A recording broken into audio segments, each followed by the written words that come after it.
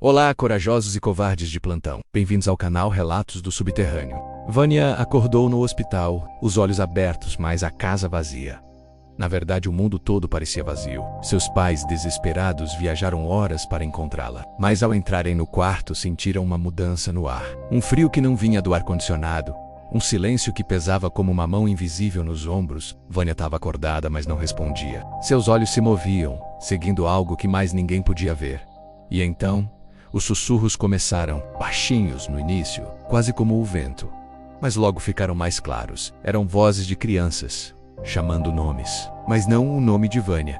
Eram nomes de outras pessoas que estavam no hospital naquela noite. Os enfermeiros ouviram. A maioria tentou ignorar, culpando o cansaço ou o sistema de som. Mas um deles, Roberto, não conseguiu. Ele ouviu seu próprio nome ser sussurrado, vindo do quarto de Vânia. Ao entrar, encontrou a garota imóvel, com o mesmo olhar perdido. Quando ele se aproximou, Vânia virou a cabeça, muito lentamente, e seus olhos encontraram os dele. Naquele instante, Roberto soube. Algo tinha entrado naquele quarto com Vânia.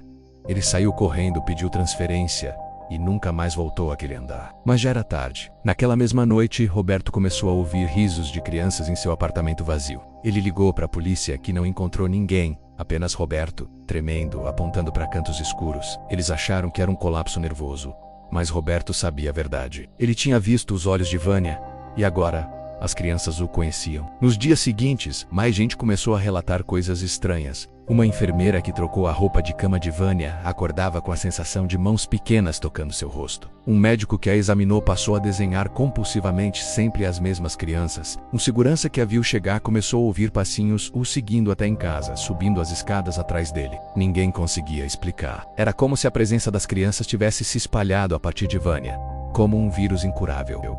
O hospital tentou abafar o caso. Transferiram Vânia para uma ala isolada, com guardas na porta. Mas os sussurros continuaram. E então, os desenhos apareceram nas paredes do quarto dela, feitos com algo escuro, que parecia sangue, mas não era. Eram desenhos de crianças de mãos dadas, rodeando figuras de adultos. Abaixo de cada figura, um nome. Nomes de funcionários do hospital, nomes de pessoas que entraram no quarto de Vânia. E a cada nome desenhado, a pessoa marcada começava a mudar. Começava a ouvir vozes, começava a desenhar, começava a sussurrar. Era como se as crianças estivessem marcando suas vítimas, criando uma lista. E conforme a lista crescia, todo o hospital sentia a presença delas. Passos nos corredores à noite, risos abafados nos elevadores, a sensação de ser observado por olhos que não estavam lá. O que começou como um fenômeno isolado no hospital transformou-se em algo muito maior e muito mais perigoso. As pessoas que tiveram contato com Vânia começaram a se comportar de formas cada vez mais perturbadoras. Roberto, o enfermeiro, foi o primeiro a desaparecer. Sua família o encontrou 3 dias depois, sentado em uma cadeira de seu quarto, apenas desenhando. Seus olhos estavam abertos, mas vazios. Ele desenhou por 18 horas seguidas, sem parar, sem beber água, sem ir ao banheiro. Eram desenhos de crianças, sempre as mesmas crianças. Quando sua mãe tentou pegar o lápis de suas mãos, Roberto começou a rir. Um riso que não era dele. Um riso que soava exatamente como o das crianças do cemitério. A médica que examinou Vânia, a doutora Helena, começou a relatar pesadelos. Pesadelos onde ela estava de volta no cemitério, mas desta vez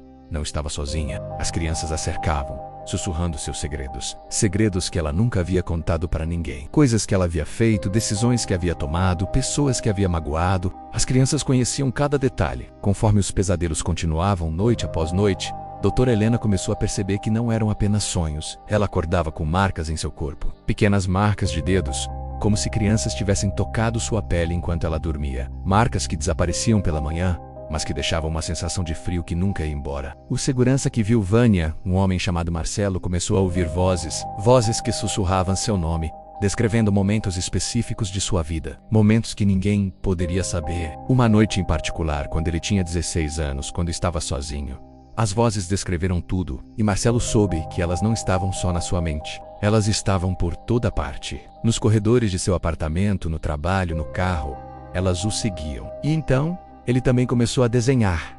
Desenhos compulsivos, incontroláveis. Seus dedos se moviam por vontade própria, criando imagens que ele não queria criar. O que ninguém percebeu no início era que aquilo não era coincidência.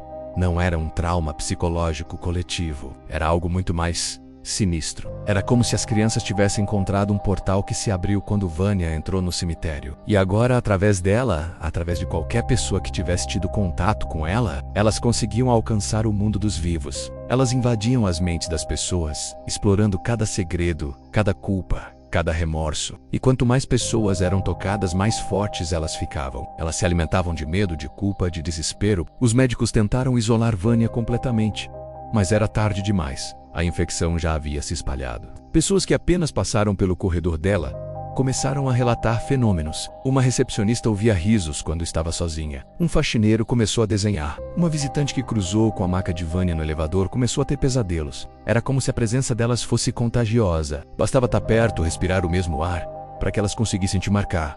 E uma vez que elas entravam, elas nunca mais saíam. Elas apenas esperavam um momento certo, quando você estivesse sozinho, quando baixasse a guarda. Então, elas começavam a rir. E você sabia que nunca mais estaria sozinho. Decidi visitar Vanya.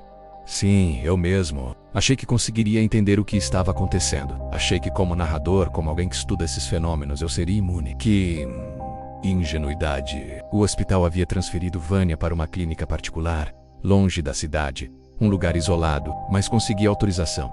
Consegui uma entrevista. Disseram que ela estava estável, que havia melhorado. Quando entrei no quarto, Vanya estava sentada numa cadeira, olhando pela janela. Ela se virou lentamente quando ouviu a porta. Seus olhos ainda tinham aquela qualidade estranha, como se estivessem vendo através das coisas. Mas desta vez havia algo mais. Inteligência, conhecimento, malícia. Comecei a fazer perguntas simples. O que você viu no cemitério? Como se sente agora? Vanya respondeu, mas suas respostas não faziam sentido. Ela falava sobre cores que não existem, sobre sons que não têm nome. E conforme ela falava, eu comecei a sentir algo, um frio, um peso, a sensação de que algo estava me observando. Tentei ignorar, manter o profissionalismo, mas então Vanya fez algo que me congelou. Ela sorriu. Um sorriso que não era dela. Um sorriso de criança, mas com uma sabedoria antiga por trás, e ela começou a falar. Mas não era Vanya. Era uma voz diferente, como várias vozes de crianças sobrepostas, criando uma harmonia perturbadora. A voz sussurrou meu nome completo, um nome que Vanya não poderia saber. E então, a voz começou a descrever coisas sobre mim, coisas que ninguém sabia, momentos específicos da minha vida, segredos que guardei por anos. Como elas sabiam? Tentei me levantar a sair do quarto, mas meu corpo não obedecia. Eu estava paralisado. E Vanya, ou que quer que estivesse usando o corpo dela, se aproximou muito perto, tão perto que senti seu hálito frio em meu rosto. E então, ela sussurrou uma frase no meu ouvido. Uma frase que mudou tudo. Quando terminou, ela se afastou e sorriu novamente. E naquele momento, eu soube que havia sido marcado, que as crianças agora me conheciam, que sabiam onde eu morava, que sabiam tudo sobre mim. Saí da clínica correndo. Dirigi para casa em silêncio absoluto, com medo de ligar o rádio e ouvir risos ou meu nome sendo sussurrado. Mas era tarde demais. Naquela noite, ao chegar em casa, encontrei desenhos na minha porta.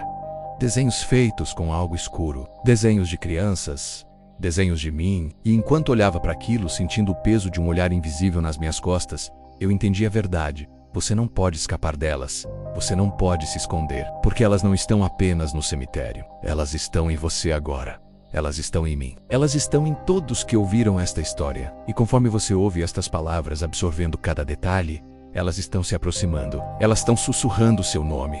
Elas estão esperando, e quando o riso parar, quando o silêncio absoluto cair sobre você, lembre-se, você já foi escolhido. Corajosos e covardes, bem-vindos ao canal Relatos do Subterrâneo. Chegamos ao fim de mais uma jornada arrepiante aqui no canal. Espero que a história de hoje tenha mexido com a sua imaginação e te deixado com aquela pulga atrás da orelha. Agradeço imensamente a sua companhia até aqui. Cada um de vocês que assiste, comenta e compartilha faz toda a diferença e me motiva a continuar buscando os relatos mais intrigantes para trazer para cá. Sua presença é o que mantém as luzes acesas neste nosso cantinho obscuro da internet. E essa foi mais uma história do canal Relatos do Subterrâneo. Se você gostou, não se esqueça de deixar o seu like, se inscreva para fazer parte da nossa comunidade e ative o sininho para não perder absolutamente nada. Fiquem atentos, pois o próximo relato já está a caminho. Até a próxima.